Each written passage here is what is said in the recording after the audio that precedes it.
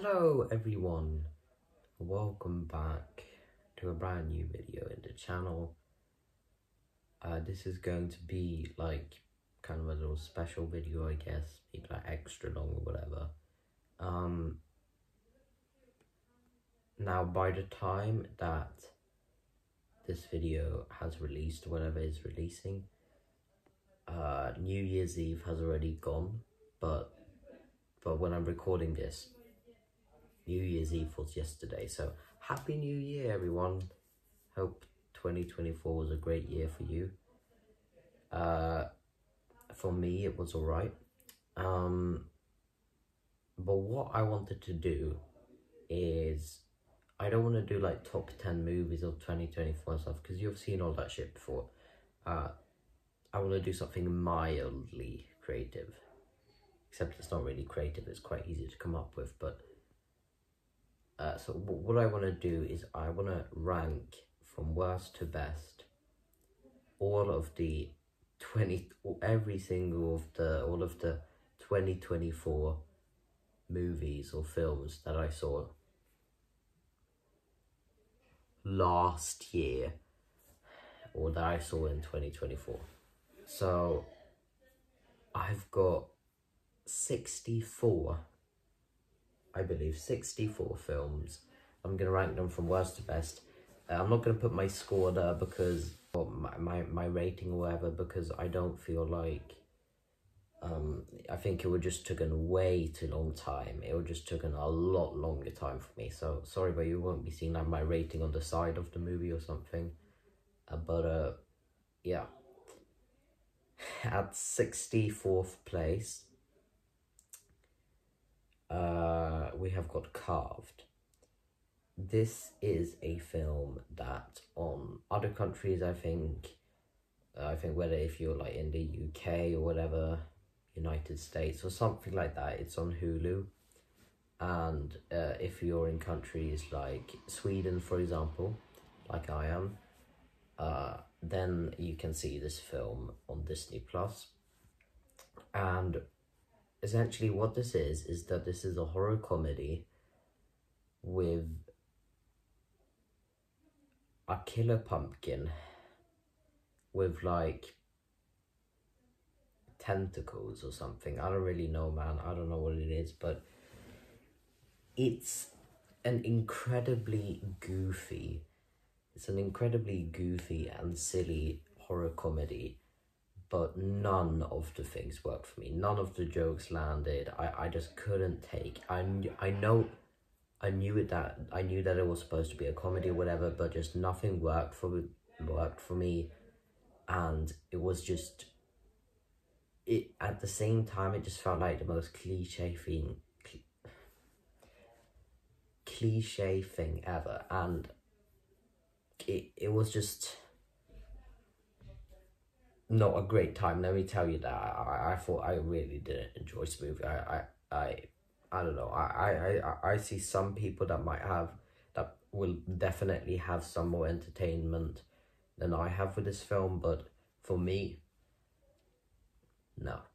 At number 63, or at the 63rd place, whatever, we have got Guys at Parties Like It. Yes, I know that's it's a bit of a weird name, I know, but this is a really underrated horror film, which is about these teenagers or whatever. They're at a party, yeah, you guessed it. No, but, and basically you've got this girl or whatever that's trying to like lose her, fun, man. I don't know, but it's a hard film to explain. No, actually it's not, but it was a while ago I saw this film, but honestly I don't really care about it. I'm gonna put up the plot or story of the film or whatever up.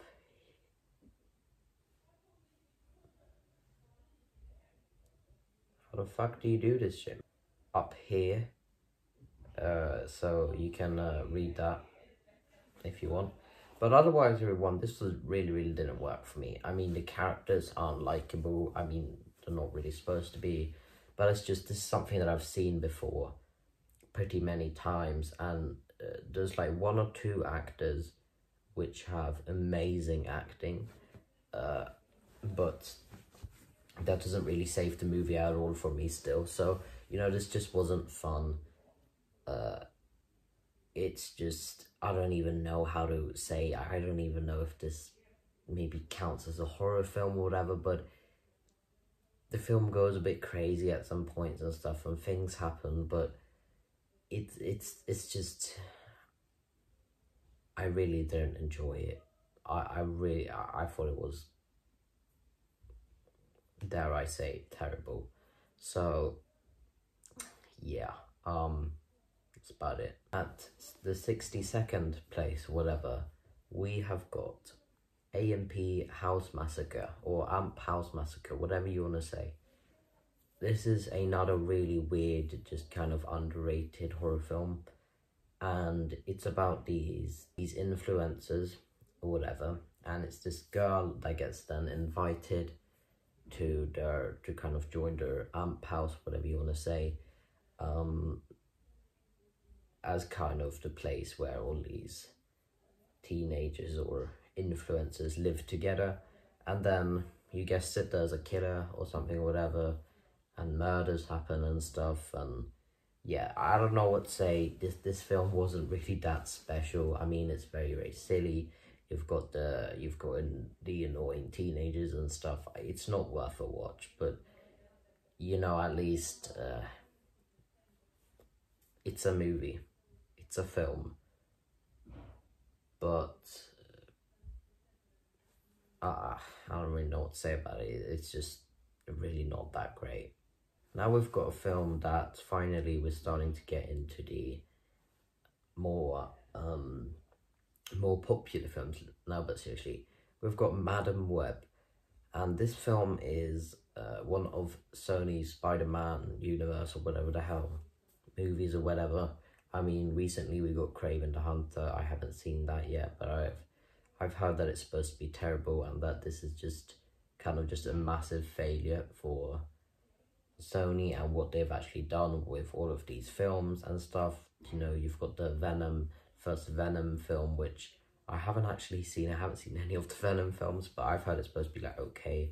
You've got Let There Be Carnage. Okay, you know what, I've got a lot to talk about in this video, so I'm not gonna waste any time, but I'll try not to, at least. But Madame Web, so this is, I don't even know what to say. First of all, this movie, like, barely has a story. The writing is terrible. The lines and some of the dialogue is terrible. And it's just really not... it's just not that good of a film. It's a terrible film. And I don't really know what to say. It's just, it doesn't make that much sense, and it's just bad, alright? And I mean, when a movie, not to sound like sexist or anything, but when they're gonna announce a movie called Madame Web, I don't know, it just didn't sound good. It just sounded pretty weird. And then when we got the movie, yeah, it didn't do well. So it's a terrible film. I don't really know what else to tell you, so yeah. Alright, and at place 60 we've got a big surprise for me, but oh good lord, what a letdown. Wow. We've got Joker Folie à Deux, or Joker 2, whatever you want to say.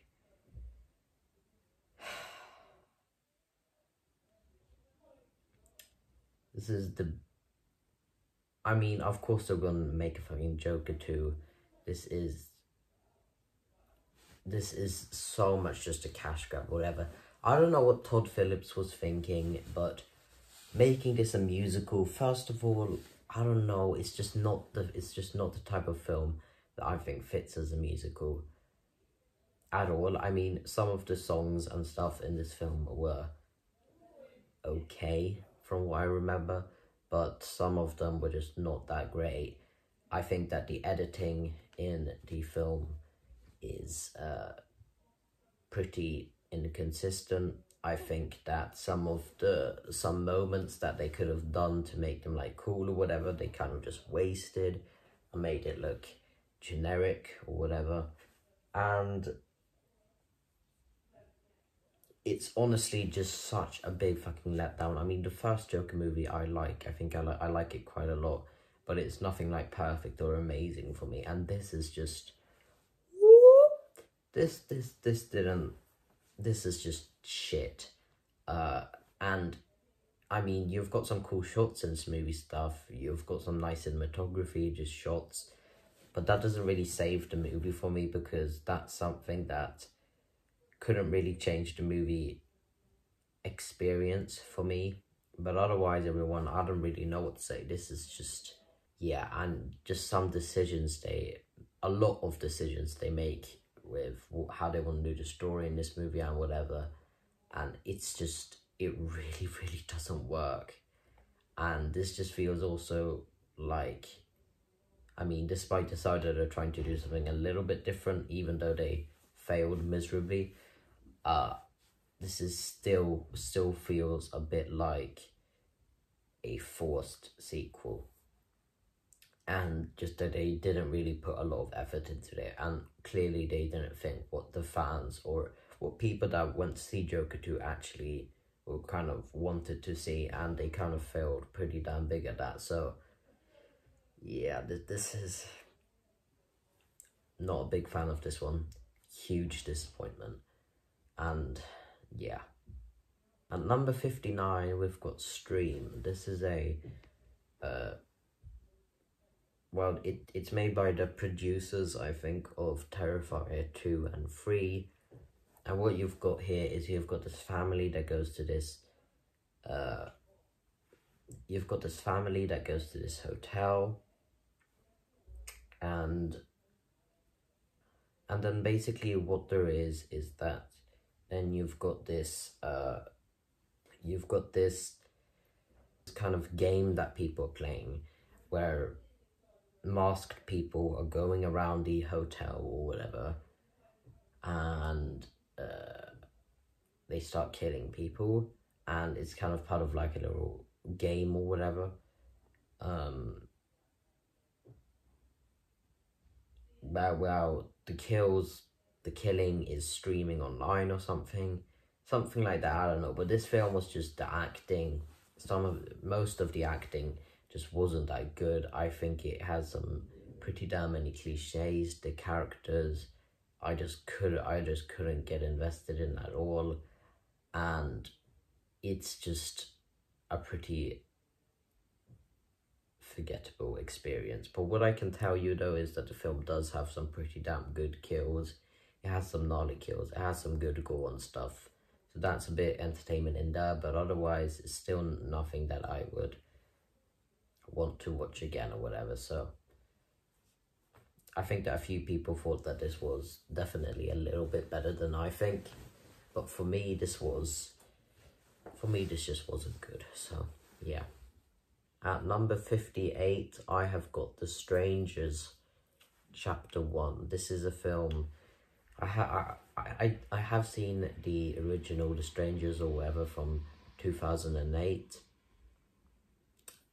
And that film, I remember me thinking it was like, okay.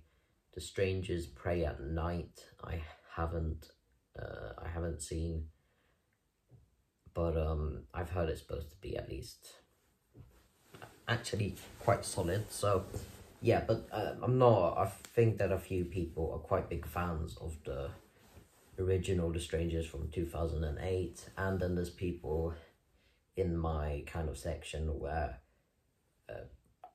I don't know, they kind of appreciate the movie a bit, but it's nothing that's like groundbreaking for me or whatever.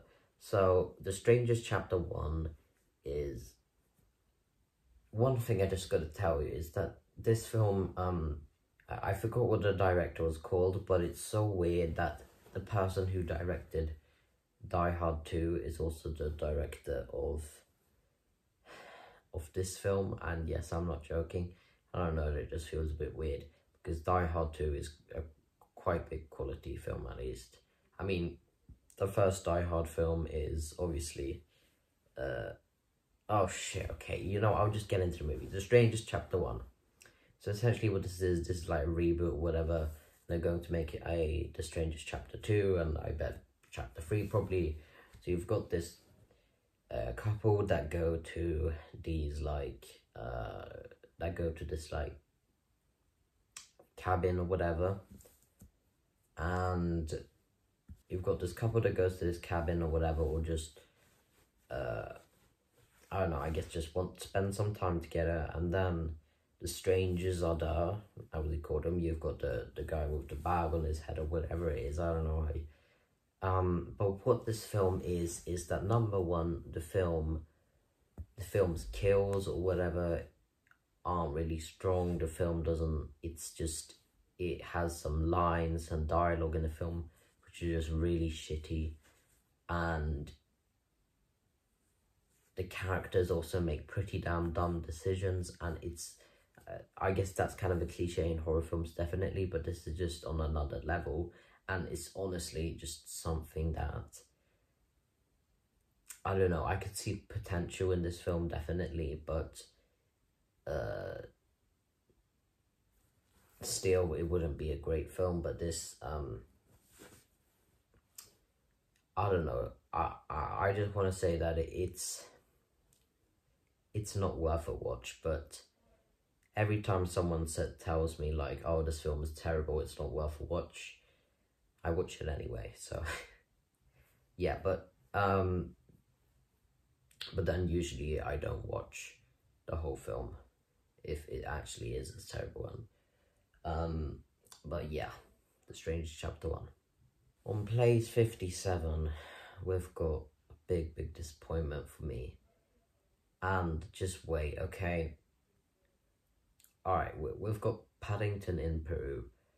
I am a gigantic fan of the first two Paddington movies. I think they're honestly 5 out of 5 films, and I probably could call them perfect films. And the first two Paddington films are two of my favorite films in ever. So yeah, massive fan of the first two movies, and this is just a really big drop down. I mean, you've got another director too. It's not Paula King that's directing anymore, and you can definitely see that, because this feels like the most forced, this just feels like a really forced movie with a really, this feels like a movie with a forced script. I mean, you've got the Browns or whatever, they go to Peru to visit Aunt Lucy or whatever, and then Aunt Lucy's gone, and then they got to try to find Aunt Lucy or whatever, and it's just, and the humor in this movie, I mean, in the first two Paddington movies, the humor was something for both kids to enjoy, and at times adults too, or I guess just older people, and the humor was also used pretty smart. In this film, it's the complete opposite. I mean, you've just got humor constantly, and it's just and it's just so many cliches what they do with the comedy and stuff, and it's just not funny, and it's nothing special. They don't use it in a creative or unique way. And yeah, I gotta say that how this film actually looks and stuff, just when they're in Peru or something, I actually think they filmed like maybe like half the film or something like that actually in Peru or whatever. But like, I don't really know, it's just a big letdown for me. I saw this in the cinema with my dad. My dad thought it was okay. He said like, oh, fun family film, and yeah, I guess it is wholesome and stuff at some parts, but As someone who's a massive fan of the first two films, this is such a big drop down, where the comedy is a big drop down from the humor. In the first two movies, the script feels forced, and with another director, this is clearly an approach or a route that this new director wanted to take. But when you've got the first two great movies and you've got this, then it's just no.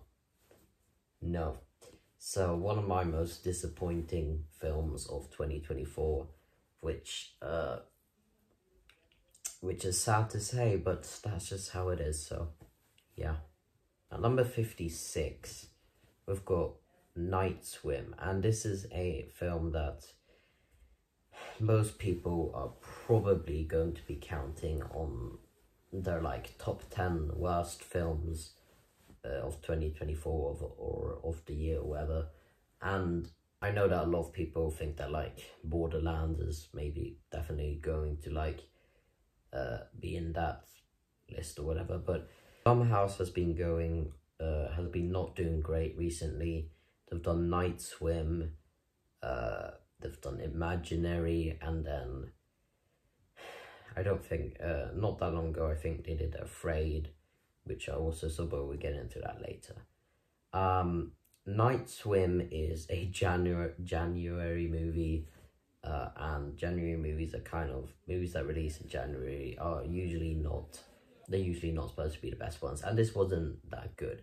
Now, what I can tell you is that I don't think I hate this movie, or I don't think I dislike it as much as other people do, because I still do think that the film has some cool shots in there and stuff, like with the pool or whatever, but it's just the story of the movie, and the story of the movie, once again, the script is just really forced. It's like, oh, there's something living in the water, what is it or whatever, that's the thing that haunts the pool. And I mean, for being a haunted swimming pool movie, it's not that bad, I guess, but I mean, it's still, this isn't the type of film that I think could ever be close to me be calling it a good movie.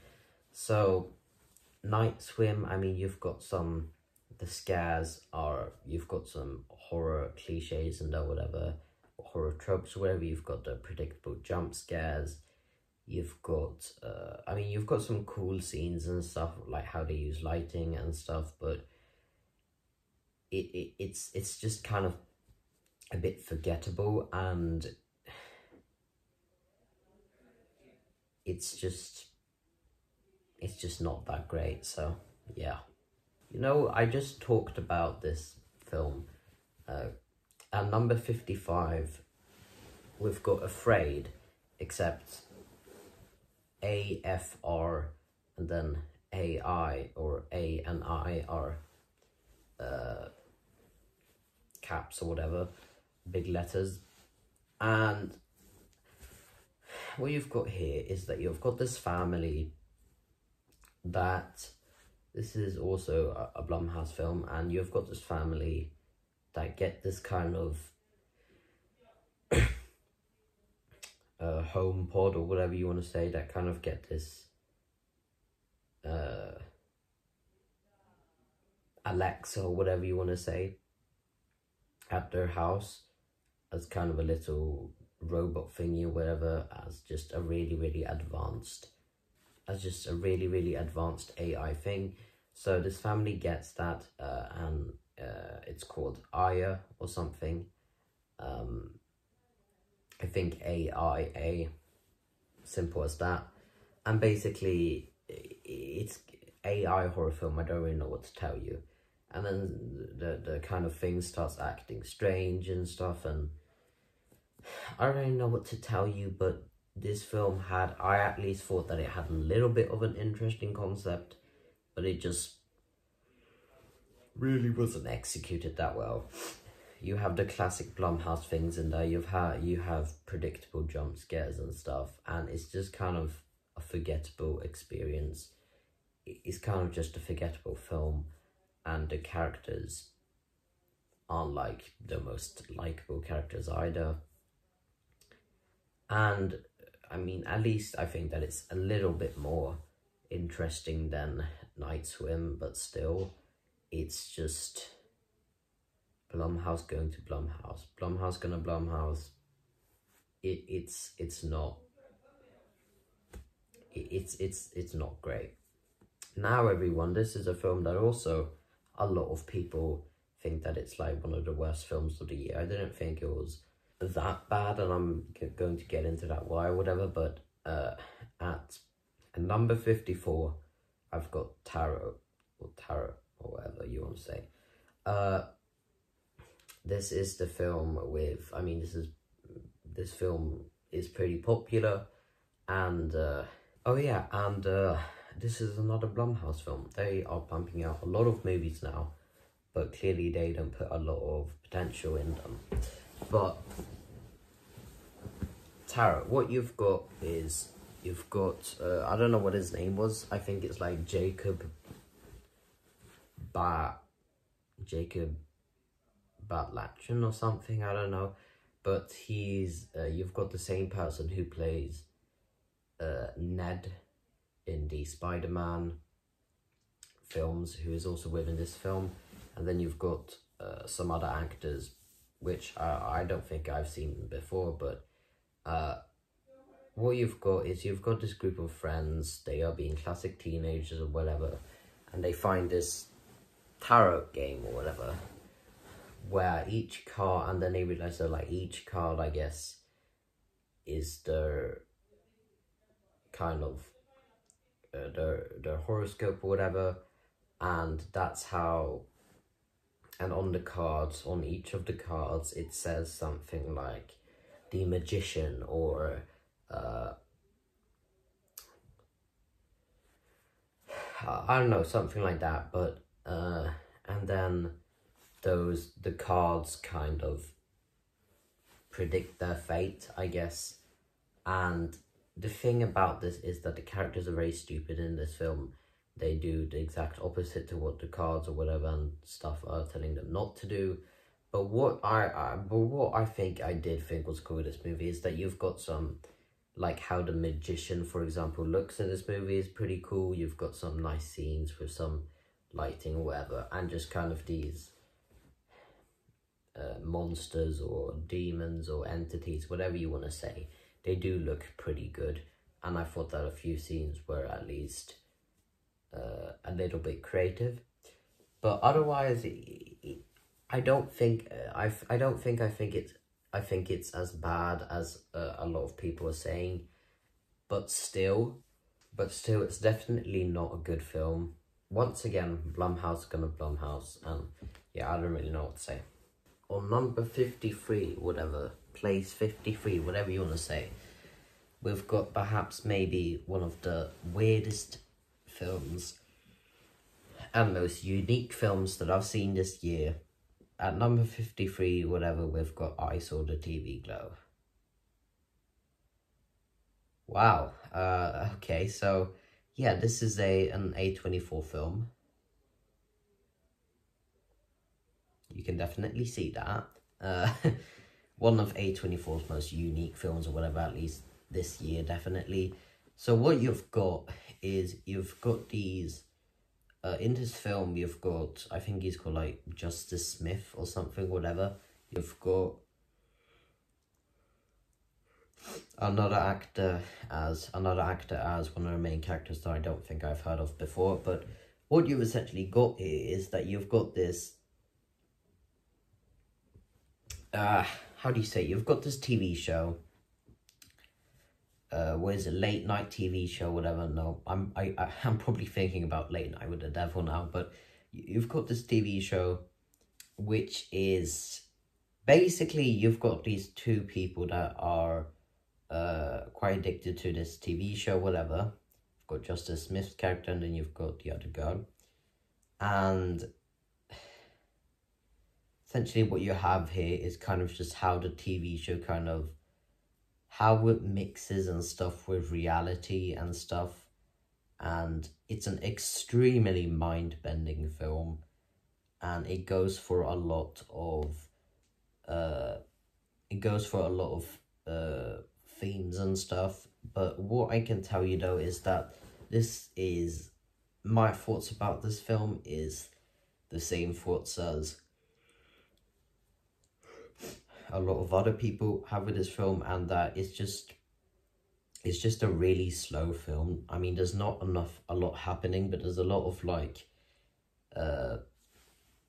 it's a really slow film, but you've got some interesting things that you're still picking up there, and you've got some interesting things going on in the film, definitely, and it's a cool film and stuff, with just some shots and stuff, but I'm gonna say it once again, it's a really slow film, and there's not a lot happening, there's a lot of talking, there's a lot of monologues and stuff, and for some people it was an interesting idea, definitely, and I see what the film was going for, and this is something that I could really appreciate it, but the way that it was handled, for me, it just really didn't work. Interesting idea. I can appreciate the extreme creativity, whatever, that this movie has, but it was just way too slow for me. A few people really enjoyed this movie. A few people, I think, even thought that it was probably one of the best horror films of the year. And then there's people in my territory where I guess can maybe like appreciate the film, but not really, are not completely there yet. And then you've got the last group of people that despise this film and just think, what the fuck is this? A24, what are you doing? But I didn't exactly feel that way, but still, very weird film. And it's wow. At place 52, we've got Find Me Falling. This is a random Netflix rom-com or something like that I found, and I wanted to watch it, and I just kind of wanted to be like one of the first people to review it, and then I never did review it. But I remember that much from this movie. But you've got this man, and I think that he's like, he's not living a great life, and he kind of, his house is by this, I don't even know what it is, I think it's like beach or something, actually, I don't know, but he lives in a very isolated place, kind of, I guess, and then you've got people outside his house or whatever so where he lives is basically a suicide spot, and where people jump down from a height or whatever. And then it's got some time, he meets this girl that kind of like I don't know, kind of like takes care of the things he needs help with in the house or whatever. It is a little bit different than some of the like romance films or rom-coms or whatever that you've seen, but still, it's a very basic film, and I didn't feel like the characters were that likable, especially the main character. I didn't feel like the romance was that strong. A lot of the humor in the film and the comedy, I just thought it was a bit like wasted potential, and it didn't really hit for me a lot of the time, so yeah, pretty damn forgettable, so yeah. Okay, I think I'm gonna do a few more films, then I gotta take a little bit of a break, but yeah. At number 51 or whatever, we've got The Greatest Hits. This is, once again, another, I guess, kind of rom-com or whatever, and a little bit of sci-fi in there. This is, you've got this girl that has, I think, just kind of like just lost her boyfriend or whatever, and she's going through some annoying and troubling things in her life, and she's not living that great, and music is kind of the thing that connects with her. And what she's got is that, like, when she's listening to these songs or whatever, I guess they kind of, like, from what I remember, they kind of, like, remind her of the times when she was with her boyfriend or whatever.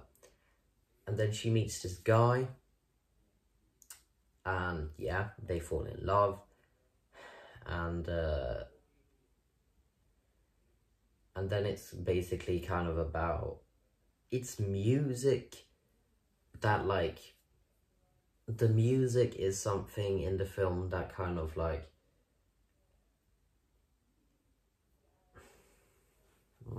it's hard to explain. She meets this guy, and then the music is something that, like, fucking Christ, I don't know how to explain it. This is what the film is about. Yeah. I didn't think it was that great though. I thought that I didn't like the new boyfriend or whatever that much.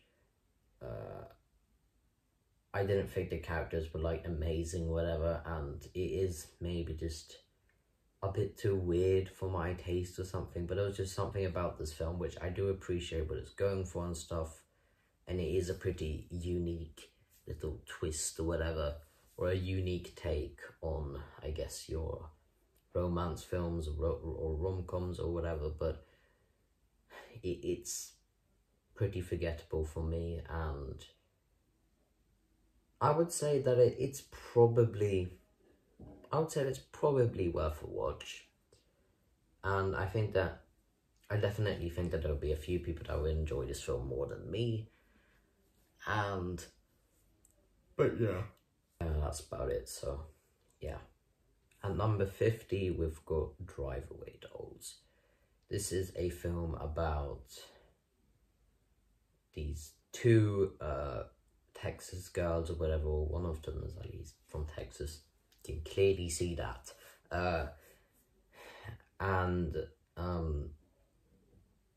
This film stars Margaret Qualley from from when I saw The Substance, I knew that she was within that film, and then I kind of want to see, like, other things that she was within. She was within Made, the show called Made, and then she was within this film, and I had heard of this film before I saw The Substance, so it was something that I wanted to check out, and then I checked it out. So but you've got these two Texas girls, wherever they're, I guess, kind of like going on a road trip. Then you've also got these criminals that are kind of in the same area as them, whatever. And the person who plays Margaret Qualley's character is basically this, how do you say it? She's basically this lesbian girl, and well, both of them are lesbians, but Margaret Qualley's character is a lot more, I guess, into the sex. And yeah, but this film had an interesting concept, especially with the criminals and stuff. It had some moments that I thought were quite funny, but it also has but a lot of the humor in the film didn't work for me.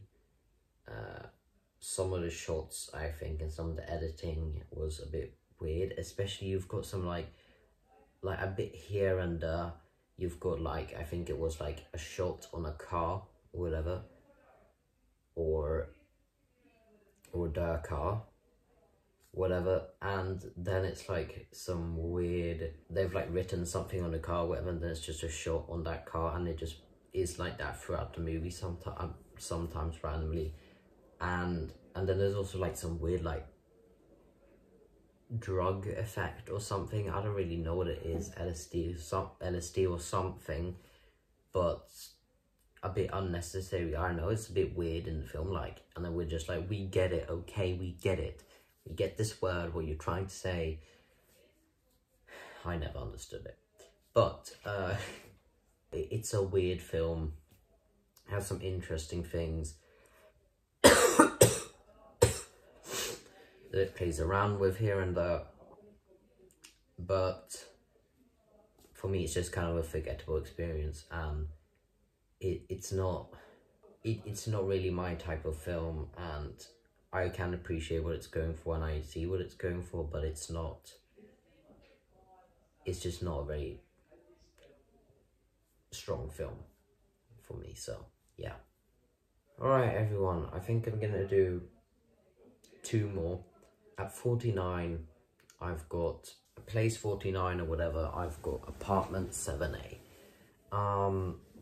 So this is basically a prequel to Rosemary's Baby, which I think is a pretty good film.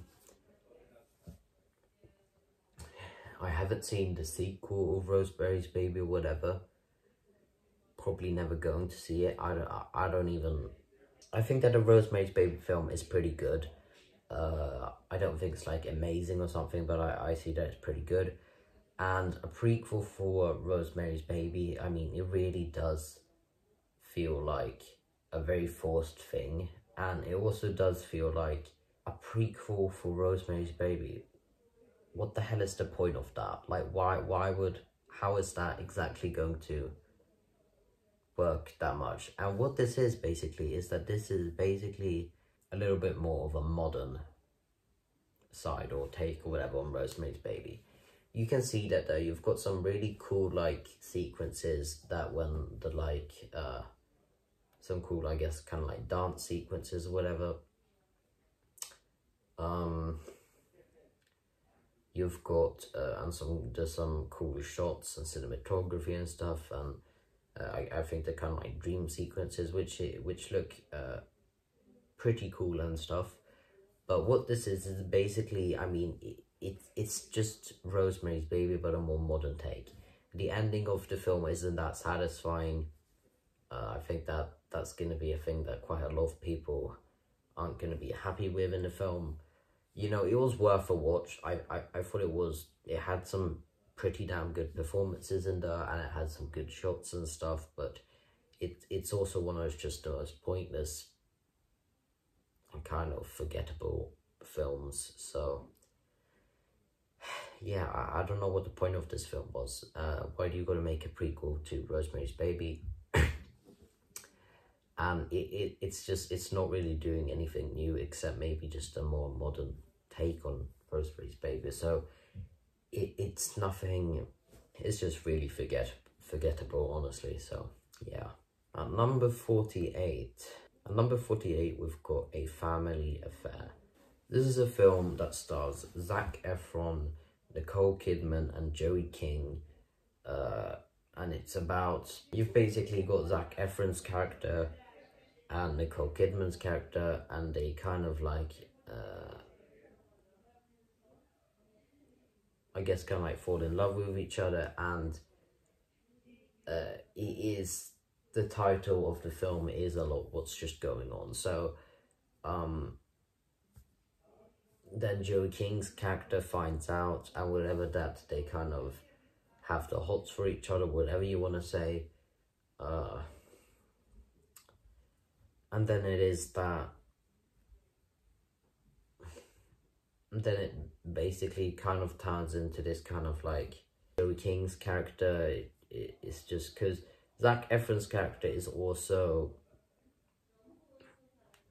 kind of a person that works with Joey King's character in the film, with doing like shooting movies and stuff like that, whatever. And it's just a bit weird when you've got Nicole Kidman's character, and which is Joey King's character's mum, and it's a bit weird, but yeah, but the comedy and the humour in the movie isn't great. I thought it was a bit funny sometimes, but I don't think that a lot of the characters are that like it. Well, they're not really supposed to be that likable, I think, but you know, still, it's quite, it's a pretty forgettable straight to Netflix, straight to streaming or whatever films. And for somehow the film was really entertaining for me, but at the same time, I kind of just wanted to turn it off. I don't really know what it was, but maybe that's just a weird balance between what the film is doing and what works for me and not. So yeah, but it's pretty forgettable. It's not that good. Now I'm going to continue this video, but you're going to see a little clip or whatever, or a little edit from right here, and then the next edit is gonna be me going through all the other films. But I want to take a little bit of a break now because I've been doing this for 53 minutes, and I don't even think I've gone through half the films. So, oh boy, yeah, that's about it, though. I'll see you, or whatever you say. I don't know.